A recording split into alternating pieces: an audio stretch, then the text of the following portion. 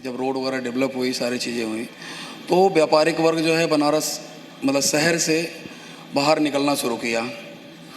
16-17 जब सारे infrastructure develop हुए बनारस में, एयरपोर्ट, रोड, ये सारी चीज़ें बनी, तो लोग जो है बनारस शहर से बाहर निकलना शुरू किए।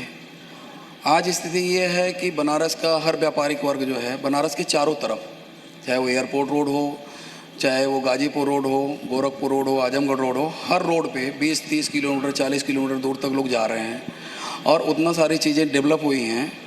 और दूसरी चीज़ ये है कि लोग निडर होके जा रहे हैं। सबसे बड़ी बात यह है कि लोग निडर होके जा रहे हैं। पहले बरना पार जाने की हिम्मत कोई नहीं जुटाता था। आज क्या है कि बरना पार क्या छोड़िए, आप एयरपोर्ट रोड तक जाइए, आपको 5 साल 4 साल में बड़ी बड़ी बिल्डिंगें दिख रही हैं। कुछ बिल्डिंग बन कर डिलीवर हो चुकी हैं, कुछ बन रही हैं। तो आपको जो है बनारस है, अब खुल के सांस ले रहा है। तो पहले के काशी और आज की काशी में अंतर है कि जो वरना और 80 के बीच हमारा काशी था, आज वो काशी पूरा बनारस में चारों तरफ हर रोड पे 25 किलोमीटर 30 किलोमीटर तक डेवलप हुआ। पहले 15-16 किलोमीटर के दायरे में हम लोग रहते थे।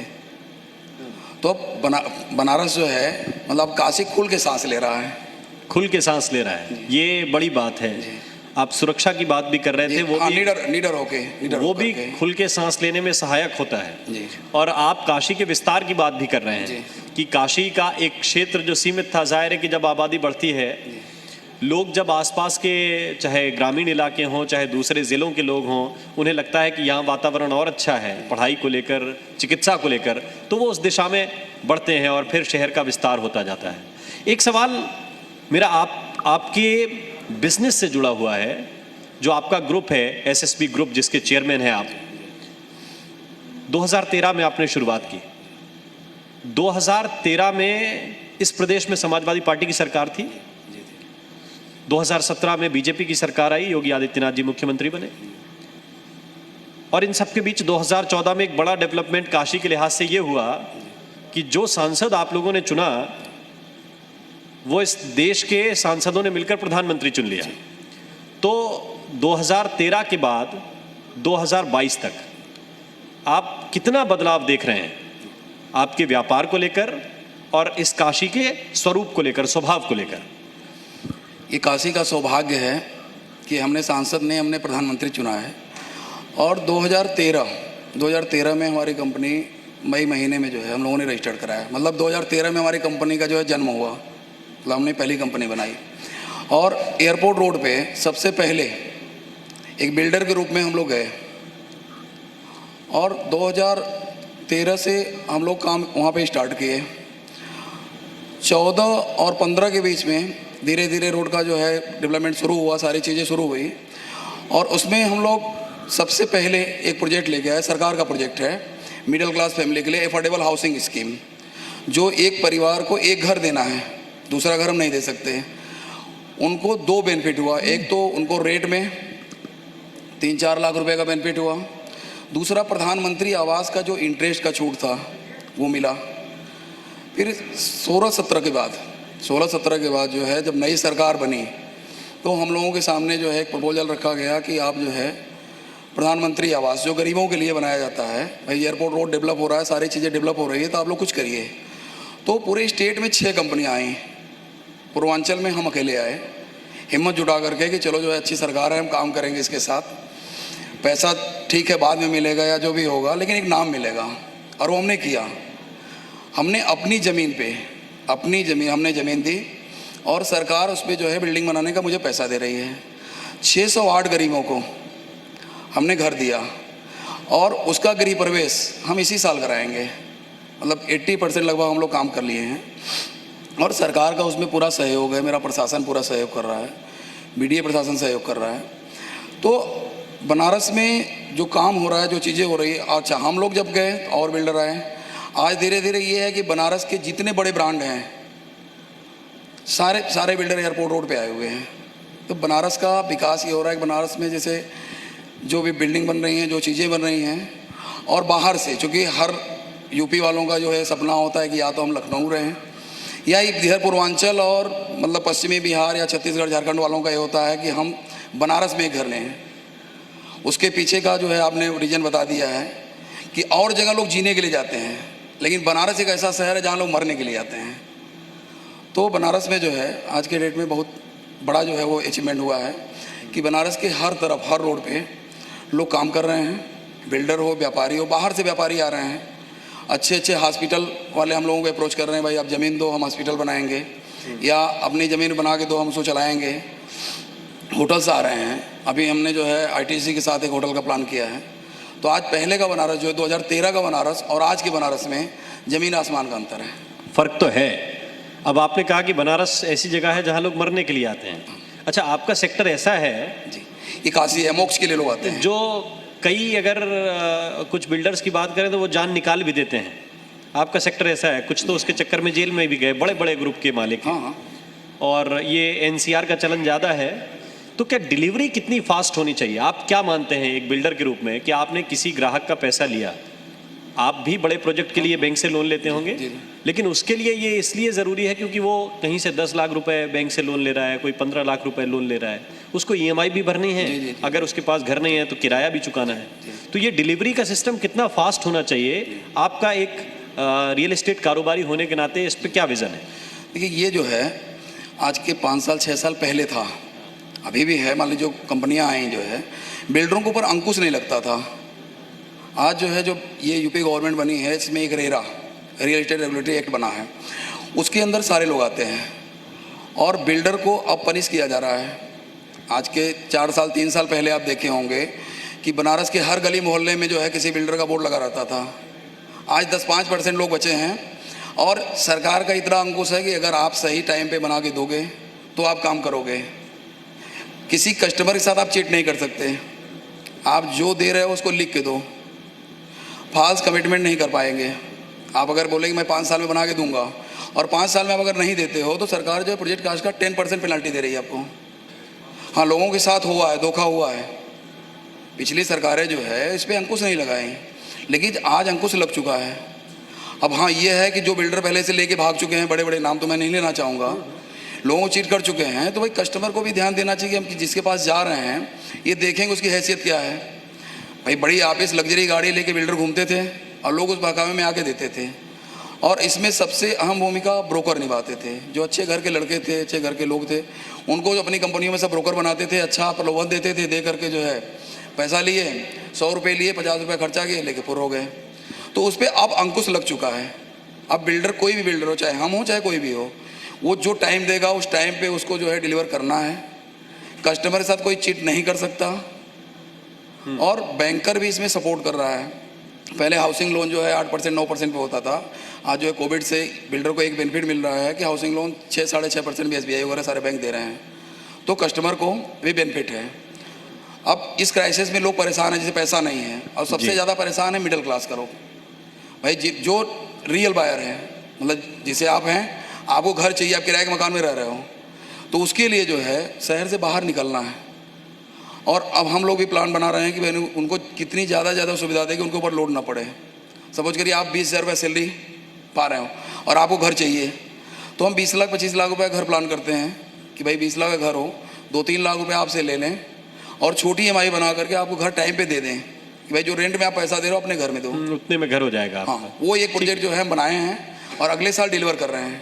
जी। अच्छा, वैसे व्यापार तो लेन देन कोई कहते हैं कि आपने कुछ लिया कुछ दिया। अब सवाल मेरा ये है कि इस शहर काशी ने, जहाँ की मिट्टी ने आपको जन्म दिया, जहाँ के पानी ने आपको बड़ा किया, माँ गंगा यहाँ से बहती हैं, सवाल ये है कि इस शहर ने आपको पहचान दी, आपका ग्रुप खड़ा हुआ, कंपनी बनी, ठीक ठाक रुतबा बढ़ाया आपका, बदले में बनारस को क्या मिला? आपने कुछ दिया लौट के? हमने 1000 लोगों को छत दिया, 400 घर मिडिल क्लास फैमिली को, एफोर्डेबल हाउसिंग स्कीम जो पहले मैंने जिक्र किया था, उसमें क्या है कि प्रधानमंत्री इंटरेस्ट का 2.5 लाख 2,67,000 समथिंग वो बेनिफिट दिलवाया। दूसरा जो मार्केट रेट है, क्योंकि सरकार के साथ मेरा एक एग्रीमेंट है कि आप इस रेट से ज़्यादा 30 लाख रुपए से ऊपर का घर नहीं दोगे, उसमें मुझे टैक्सेशन का बेनिफिट है, सारी चीज़ें हैं, लेकिन उस कस्टमर को उसका बेनिफिट मिला, उस कस्टमर को उसका बेनिफिट मिला कि एक कम दाम में उसको घर मिला। हमने 2 कमरे का 3 कमरे का घर बनाया है छोटे बजट में, जिसको 2022 में हम डिलीवर कर देंगे। जबकि कोविड का मुझे एक्सटेंशन है, 2023 तक मेरा एक्सटेंशन है, लेकिन कोविड में भी हम लोग दिन रात काम करके कि भाई जो हमारा कस्टमर है जो किराए के मकान में रह रहा है वो अपने घर में आ जाए। दूसरा जो हमने दिया 608 गरीबों को घर, लगभग 11 करोड़ रुपए की मेरी ज़मीन है जो हमने सरकार को दी है। इसका फ़ायदा मुझे 5 साल 4 साल 6 साल बाद TDR के रूप में मिलेगा, लेकिन आज प्रेजेंट टाइम में मेरा 11 करोड़ रुपए का हमने दिया है। और उसके पीछे क्या था ना कि मैं गरीबी देख के आया था, मेरे पास घर नहीं था, मैं टीन के घर में मड़ई में समय रहता था। तो मुझे ये लग रहा था ना कि भाई जितने लोगों को आज भी यही है, जैसे बना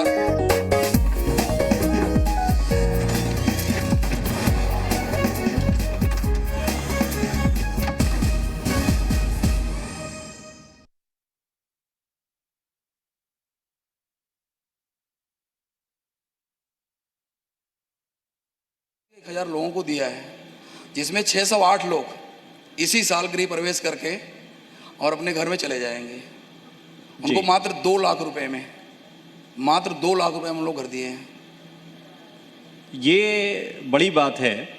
सिंह साहब बता रहे हैं कि उनके पास अपना घर नहीं था और वो हज़ारों लोगों को अब घर उपलब्ध करा रहे हैं, तो ये एक बड़ी बात है और इसके लिए आप उनका तालियों से स्वागत भी कर सकते हैं। ये लोगों के लिए प्रेरणा भी है कि अगर आप विज़न बड़े रखते हैं, काम ईमानदारी से करते हैं, तो फिर ऊपर वाला भी, विश्वनाथ जी की कृपा भी बरसती है, बरस रही है आपके ऊपर। अच्छा, ये बताइए कि आपका जो रियल एस्टेट सेक्टर है उसमें इस वक्त क्या चुनौतियां आप लोग फेस कर रहे हैं? क्या क्या डिफ़िकल्टीज़ हैं, क्या परेशानियां इस वक्त आप होंगे, आपके और दूसरे कुछ जिनको आप दूसरी भाषा में राइवल्स कहते हैं, हम उनको साथी मान लें अगर, तो कठिनाई क्या है उनकी? कठिनाई तो देखिए पिछले कोविड से जो है हम लोग इसमें परेशान तो हैं भाई। सबसे बड़ी लेबर प्रॉब्लम भाई, जो लेबर चले गए फिर आए फिर चले गए। दूसरा मटेरियल का दाम इस समय बहुत बढ़ा हुआ है, लेकिन बिल्डर रो के गा के चाहे जैसे भी उसको, चूँकि रेरा में रजिस्टर्ड है, उसको टाइम पे डिलीवर करना है। तो जितने अच्छे बिल्डर हैं वो भले उनका नुकसान हो रहा है, लेकिन वो लोग काम कर रहे हैं कि उनका एक कमिटमेंट है कि मुझे इस समय पे देना है, अगर नहीं देंगे तो सरकार जो है मुझे वो कर देगी। तो भाई सरकार से भी हम लोगों को चाहिए कि कुछ बैंकिंग फैसिलिटी, वो सब चीज़ें। भाई बिल्डरों को ये माना जाता है कि ये सब बहुत बड़े हैं, बिल्डरों का दर्द कोई नहीं समझता भाई। जैसे बैंक की सब्सिडी है, बैंक का सारी चीज़ें, इंटरेस्ट का है। अब हम लोगों का क्या है कि जो बैंक का लोन लिया हुआ है भाई, लोगों को हुआ कि 4 महीने 6 महीने तक इनको जो है इंस्टॉलमेंट रोक दी जाए, लेकिन हम लोगों के लिए नहीं ऐसा है कि भाई आप तो बिल्डर हो, आपके पास तो पैसा है, चाहे जहाँ से दो। तो बिल्डर सफ़र कर रहा है, लेकिन धीरे धीरे मार्केट जो है रिकवर कर रही है और लोग कर लेंगे। ठीक, अब इस सेक्टर में लोग तो यही समझते हैं कि बिल्डर भाई बहुत धनवान लोग हैं, अच्छे संपन्न लोग हैं, लेकिन सरकार से किस तरह की मदद की आवश्यकता आप लोग समझते हैं? क्योंकि ये सरकार कह रही है कि ईज़ ऑफ डूइंग बिजनेस, आप आइए हमारे यहाँ निवेश कीजिए, प्रदेश में निवेश बढ़ाइए, उद्योगपतियों के लिए, व्यापारियों के लिए रास्ते आसान हो रहे हैं, ईज़ ऑफ डूइंग बिजनेस में रैंक बहुत सुधर गई है। तो आपको लगता है कि व्यवस्थाएं पहले से सुदृढ़ और मजबूत हो रही हैं?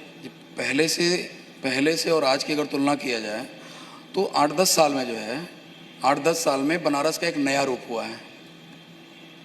बनारस शहर जो है, जो शहर जो हमने पहले आपको बताया था कि 15-16 किलोमीटर के दायरे में सीमित था, आज बनारस जो है हर तरफ, हर रोड में, और मैक्सिमम डेवलपमेंट बनारस में हो चुका है। 80% 90% काम हो चुके हैं। थोड़े बहुत, जैसे बनारस के शहर पे ट्रैफिक का लोड बहुत ज़्यादा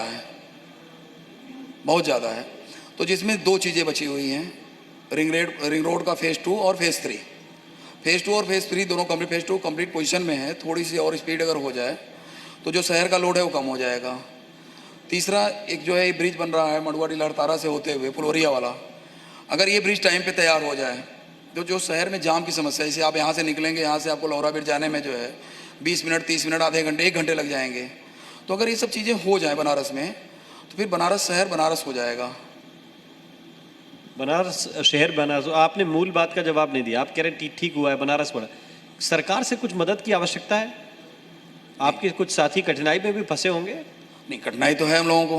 हाँ, रियल इस्टेट सेक्टर को कठिनाई तो बहुत है। जैसे टैक्सेशन में कोई रिबेट हम लोगों को नहीं है। दूसरी चीज़ GST पे है भाई। GST क्या हुआ कि पब्लिक का, कस्टमर का उन्होंने कम कर दिया, लेकिन बिल्डर के ऊपर GST है।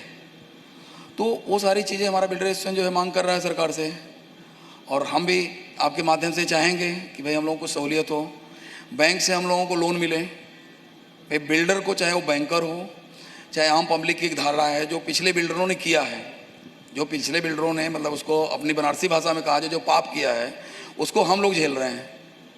भाई लोग आए, बिहार का बिल्डर आया, बनारस में बड़ी ऑफिस बनाया, बड़ा सब कुछ किया, लोगों का जो है 100-200 करोड़ लेके चले गए। अब क्या है कि वो चीज़ वो तो लेके चले गए, बाहर चले गए, उसको हम लोग सफ़र कर रहे हैं। एक कस्टमर जब किसी बिल्डर के यहाँ, आप जैसे जाके आप किसी से बोलते हो, हम आपके पास आते हैं, हम विजिटिंग कार्ड देते हैं कि भाई हम बिल्डर हैं, तो आप मुझे जो है बड़ी हेय दृष्टि से देखते हो कि भाई ये फ्रॉड होगा। तो अंकुश तो लगा है, लेकिन उस सब चीज़ों को जो है भाई बिल्डरों को आज की डेट में मार्केट में बड़ा सफ़र करना पड़ता है, अपने आप को हमेशा दिखाना पड़ता है कि भाई देखो मेरे पास ये हैसियत है, ये चीज़ें हैं, लोगों को भरोसा दिलाना पड़ता है भाई मैं 4 साल 2 साल 3 साल 5 साल जो भी समय दे रहे हैं उसमें पूरा कर लेंगे, रेरा हमारे ऊपर है। तो हम लोग कर रहे हैं, चुनौती तो है हम लोगों के पास, लेकिन सरकार थोड़ा बिल्डरों के ऊपर रहम करें भाई, हर बिल्डर ऐसा नहीं है। जी ठीक है, एक मैं आगे बढ़ूं उससे पहले ये सवाल पूछ सकता हूं क्या, क्योंकि प्रदेशवासियों के लिए काम की बात होगी शायद ये, और वो ये है कि आप ये बता सकते हैं कि ये जर्नी कैसे रही है। आप बता रहे थे कि आपके पास घर नहीं था जी, अब आप ये भी बता रहे हैं कि 11 करोड़ का निवेश कर दिया जी, 1000 लोगों को घर दिला दिए, जी। ये कैसे हुआ इतने जल्दी जल्दी? अब हम माइक थोड़ा नजदीक कर लीजिए। अपनी शुरुआत बता दें कि हम सीए कर रहे थे जी 91 से 94 में मेरे फादर ने मेरी शादी करा दी, मैं सीए बीच में ब्रेक कर दिया, और 1240 रुपये महीने की नौकरी हमने एक एनबीएफसी कंपनी में की। 94 से 99 तक मैंने इतनी मेहनत की कि कंपनी के बोर्ड में मुझे शामिल कर लिया गया। मैंने दिन रात मेहनत की, उस कंपनी के साथ अच्छा काम किया। 99 में वो कंपनी बंद हो गई, लेकिन बनारस के अच्छे व्यापारियों में मेरे अच्छे संबंध बने। जब 99 में मैं बेरोजगार हुआ तो मैं अपने व्यापारियों के पास गया कि भाई मेरी कंपनी तो बंद हो गई, जब मैं कंपनी में था तो मैं आपकी मदद करता था, आप बताओ। तो व्यापारियों ने मुझे हाथों हाथ लिया और मुझे फाइनेंशियली सपोर्ट किया। आप यकीन करेंगे, जिन लोगों के साथ मैं 94 में था उन लोगों के साथ मैं आज भी हूँ। जो बनारस के बड़े व्यापारी हैं, बड़े लोग हैं, जिनके यहाँ मैं सेवा करता था, एक मतलब कंपनी की एम्प्लॉय की तरह जाता था, आज मैं उनके साथ एक पार्टनर की तरह हूँ। और 2013 के पहले हम ब्रोकिंग कंपनी चलाते थे, मतलब ज़मीन पैसा लगा के थोड़ी इकट्ठा किए और किसी बड़े ब्रांड को बेच दिए। फिर 2013 में हमारी टीम ने कहा कि भाई क्यों ना हम अपना काम करें, तो जो 2013 में हम लोग हरौआ में श्री साई सिटी नाम से, जिसमें आपका आज प्रधानमंत्री प्रोजेक्ट हम बना रहे हैं, श्री साई सिटी के नाम से हम लोग एक प्रोजेक्ट लिया। फिर इसके बाद आगे काजी सराय में जो मुख्यमंत्री आवास लिए, फिर लखनऊ लिए। तो उसके पीछे जो है, जो हम व्यापारियों कमाए, जो अपने लोगों कमाए थे, और जिनसे जो हम पैसा लिए, भाई 1 रुपया आपसे लिए तो 1.25 रुपये कमा के दिए, वो मेरी साख आज भी बरकरार है। और जो लोग मेरे साथ, मतलब आप यकीन करेंगे, मेरे ऑफिस में कभी आप देख लीजिए, मतलब जो लोग 84-85 में थे संघर्ष के समय में, वो आज मेरे साथ हैं। जिनके साथ मैं ट्रक चलवाता था या ट्रैक्टर चलाता था, वो आज मेरे साइड पे या तो कोई सप्लाई कर रहा है, या कोई बिल्डिंग बना रहा है, या कोई ट्रांसपोर्टिंग कर रहा है, लेकिन हर व्यक्ति है।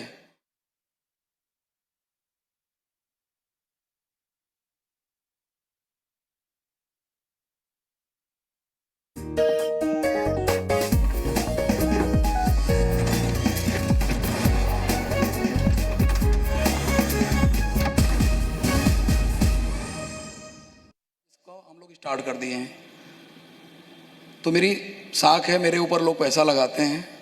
और आज तक चाहे रेरा की साइड पे, मेरी कंपनी का नाम आपके पास है, रेरा की साइड पे या कहीं भी, आप ये ब्लेम नहीं कर सकते हैं कि इस कंपनी में जो है मैं जाके फंस गया, या कंपनी ने यहाँ पे ये कमिटमेंट किया, चीट कर दिया है। तो वहाँ से यहाँ तक का सफ़र जो है, लोग मेरे साथ जुड़ते गए और मैं अपने लोगों को कभी नहीं छोड़ा। जी, ये मूल मंत्र है।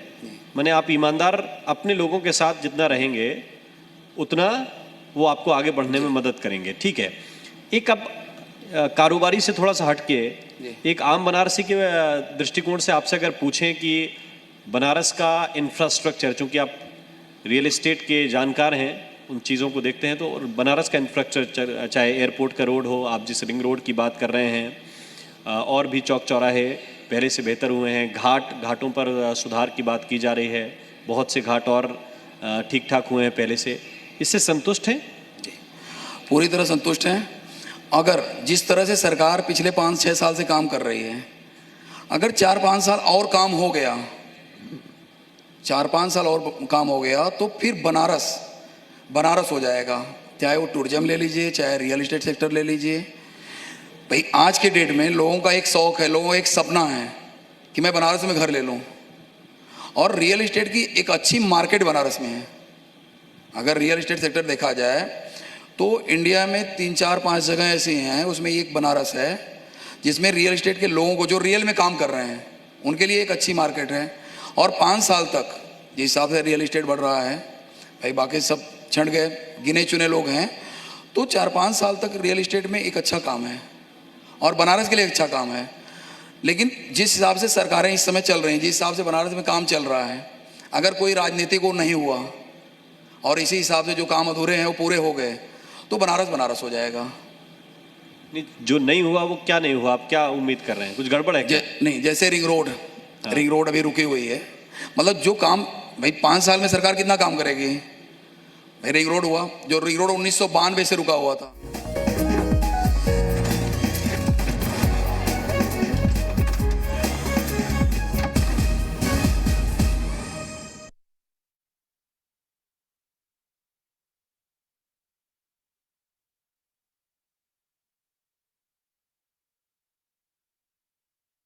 और शहर में जैसे सीवरेज लाइन वगैरह, ये सब चीज़, घाट वगैरह जो काम चल रहा है, जो पेंडिंग वर्क है, मतलब मैक्सिमम 80-90% काम हो चुके हैं।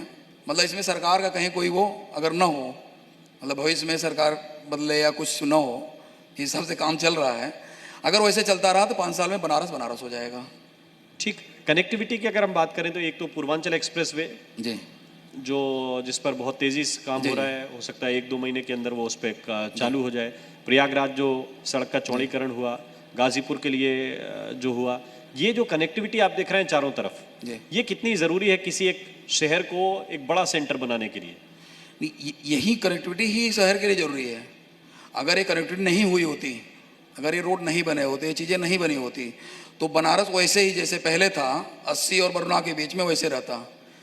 आज क्या है कि शहर लहुराबीर का रहने वाला आदमी, भाई लहुराबीर में जिस घर में वो रहता है उसकी वैल्यू 2 करोड़ रुपए है, और बाहर जाता है तो 40 लाख के फ्लैट में रहता है, और एयरपोर्ट रोड से लहुराबीर आने में उसको 15 मिनट लगेगा।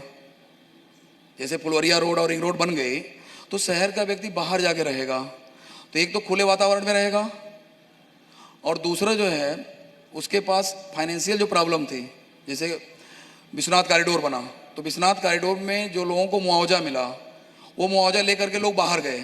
अगर आज रोड नहीं रहता तो लोग बाहर नहीं जाते, किराए के मकान में जाते। लोग बाहर जाकर 1 करोड़ में मुआवजा पाए तो 30 लाख का घर ले लिए, 70 लाख में अपना बिजनेस कर रहे हैं। तो बनारस को अगर ये रोड, ये चीज़ें नहीं मिली होती तो बनारस वैसे ही रहता। लेकिन आज बनारस जो है पूरे, मतलब आप झारखंड ले लीजिए, बिहार ले लीजिए, छत्तीसगढ़ ले लीजिए, जैसे बिहार से बनारस आने में 4 घंटे 6 घंटे लगते थे बबुआ मोहनिया से, आज लोग 1.5 घंटे में आते हैं। पूर्वांचल एक्सप्रेस वे बन जा रहा है तो पटना से आने में 2-2.5 घंटे लगेगा। लखनऊ रोड बन जा रहा है, लखनऊ जाने में लोगों को 8 घंटे 7 घंटे लगते थे। अगर रोड मतलब तैयार हो चुका है, महीने 2 महीने में स्टार्ट हो जाएगा, तो 3-4 घंटे में हम लखनऊ पहुँचेंगे। इलाहाबाद हम 1.5 घंटे में पहुँचते हैं, पहले 4 घंटे में पहुँचते थे। तो बनारस का बहुत विकास हुआ है। ठीक है। और जिस तरह से आपका ग्रुप, आपकी कंपनी काम कर रही है, वो लोगों के लिए जाहिर बात है कि एक नई तरह की राहत, नई तरह की रियायत बनकर और भी काम करती रहेगी, ऐसी उम्मीद करते हैं। बहुत बहुत शुक्रिया, बहुत बहुत धन्यवाद। आप हमारे साथ इस चर्चा में शरीक हुए और काशी से आपने उत्तर प्रदेश की बात की। बहुत बहुत शुक्रिया।